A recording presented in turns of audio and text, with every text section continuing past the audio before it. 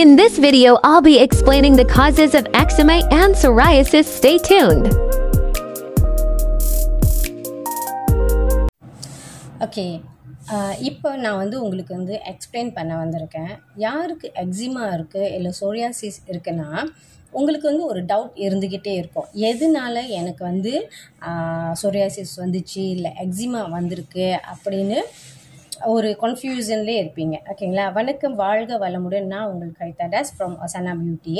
So இங்கே நான் என்ன சொல்ல வரேன்னா, ஃபர்ஸ்ட்லி இப்போ சோரியாசிஸை பற்றி பேசணுன்னா சோரியாசிஸை பற்றி பேசணுன்னா அது குணம் அடையுமா அடையாதா அப்படின்னு உங்களுக்கு டவுட் இருக்கும். ஸோ அது குணம் அடையாது. It's cannot be cure. ஓகேங்களா? அது குணம் அடையாது.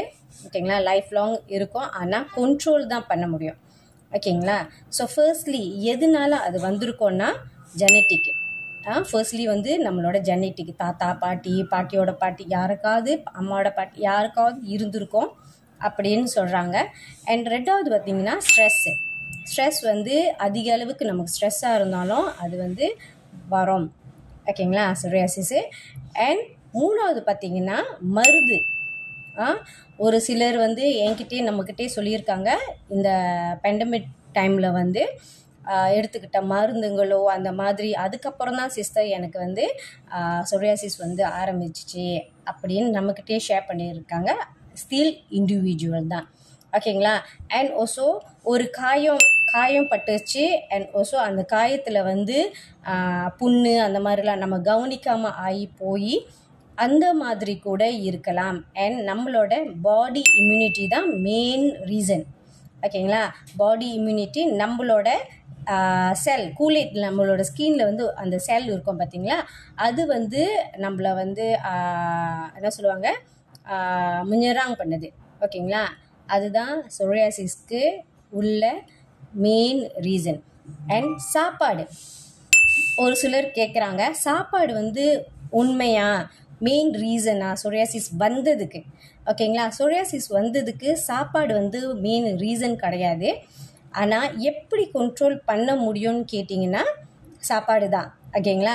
சாப்பாடு, எந்த சாப்பாடு உங்களுக்கு ஒத்து வரலையோ, ஸோ அந்த சாப்பாடுலாம் எந்த அளவுக்கு நீங்கள் குறைச்சிக்கிட்டு வரீங்களோ அது உங்கள் ஸ்கின்னை ஃப்ளேர் பண்ணாது. அதாவது தோல் உறிஞ்சி கொட்டுறது, இந்த ப்ளீடிங் வர்றது, இந்த அறுப்பு தன்மையை அதிக அளவுக்கு கண்ட்ரோல் பண்ணோம் சாப்பாடு. அதுதான் ஒரு ரீசன். அண்ட் முடிஞ்ச அளவுக்கு எப்படி அதை குறைக்கலாம் அப்படின்னாக்கா, நான் எப்போதும் சொல்கிற மாதிரி தான். ஓகேங்களா?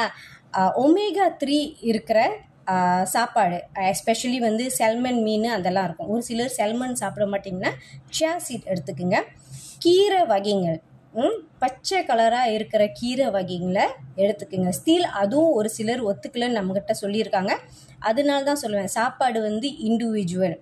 ஒரு சிலருக்கு ஒத்துக்கும், ஒரு சிலருக்கு ஒத்துக்காது. ஸோ உங்களுக்கு என்ன ஒத்துக்குது நீங்கள் தான் ரிசர்ச் பண்ணணும்.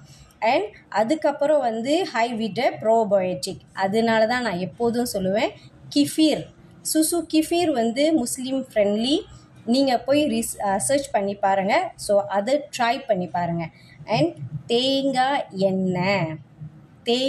எண்ணெய் ரொம்ப ரொம்ப ரொம்ப நல்லது.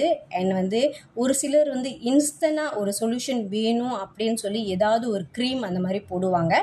ஸோ அதெல்லாம் எடுத்துக்காமல் முடிஞ்ச அளவுக்கு ஆயில்மெண்ட்டாக உங்களோட ஸ்கின்ல அப்ளை பண்ணிக்கிட்டே வாங்க. ஸோ இந்த மாதிரி டிப்ஸ் நான் என்னால் முடிஞ்ச அளவுக்கு எப்போதும் தந்துக்கிட்டே இருக்கேன். உங்களுக்கு இன்னும் டிப்ஸ் வேணும்னா எஸ்ன்னு சொல்லி காமெண்ட் பண்ணுங்கள். அண்ட் நம்மளோட ப்ரொஃபைலை ஃபாலோ பண்ண மறந்துடாதீங்க.